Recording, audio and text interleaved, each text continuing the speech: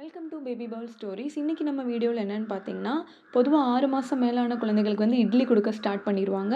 இட்லியும் ஒரு சின்ன துண்டு இட்லி எடுத்துகிட்டு நார்மலி வெந்நீல தான் முக்கி கொடுப்பாங்க. நல்ல கையில் மசிச்சே கொடுப்பாங்க.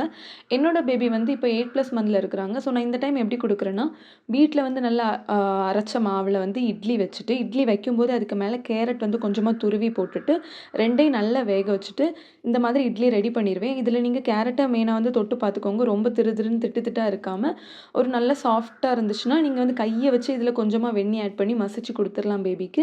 இல்ல கேரட் வந்து ரொம்ப வேகல அப்டின்னா கூட, நீங்க உங்களுக்கு பேபிக்கு ஏத்த கன்சிஸ்டன்சில பிளெண்டர் பண்ணிக்கலாம். இல்ல நல்லா மேஷ் பண்ணி, கொஞ்சம் கூட லிக்விட் ஆட் பண்ணி குடுத்துக்கலாம். இல்ல எக்ஸ்ட்ரா ஹெல்த் வேணும், ஹெல்த்தியா இருக்கணும் அப்டின்னா, நீங்க கொஞ்சமா ஒரு 2 ஸ்பூன் அளவுக்கு மூங் டால் எடுத்து, நல்லா வாஷ் பண்ணிக்கோங்க. வாஷ் பண்ணிட்டு இத நல்லா வேக விடுங்க.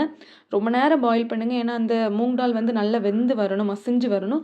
நீங்க குக்கர்ல கூட போட்டுக்கலாம். நான் வந்து நார்மல் பாத்திரத்தில தான் பண்ணேன். ஸோ எனக்கு கொஞ்சம் டைம் எடுத்துச்சு. இதில இந்த தண்ணியோடு சேர்த்து இந்த பருப்போடு நம்ம ரெடி பண்ணி வச்சிருக்க இட்லி இருக்கு இல்லையா? அத இதுக்குள்ள போட்டு நல்லா கைய வச்சே பெசஞ்சு தான் நான் என் பேபிக்கு குடுத்தேன். இல்ல நீங்க மேஷரோ இல்ல உங்களுக்கு ரொம்ப திட்டா இருக்கு அப்டின்னா, நீங்க பிளெண்டர்ல கூட போட்டு உங்க பேபிக்கு இந்த மாதிரி கூட நீங்க குடுத்துக்கலாம். டிஃபரண்டாவும் இருக்கும். பேபிஸ்க்கு வந்து நல்லா பிடிக்கவும் செய்யும். இந்த மாதிரி ஃபுட்டுக்கு நம்ம பேஜ ஃபாலோ பண்ணுங்க.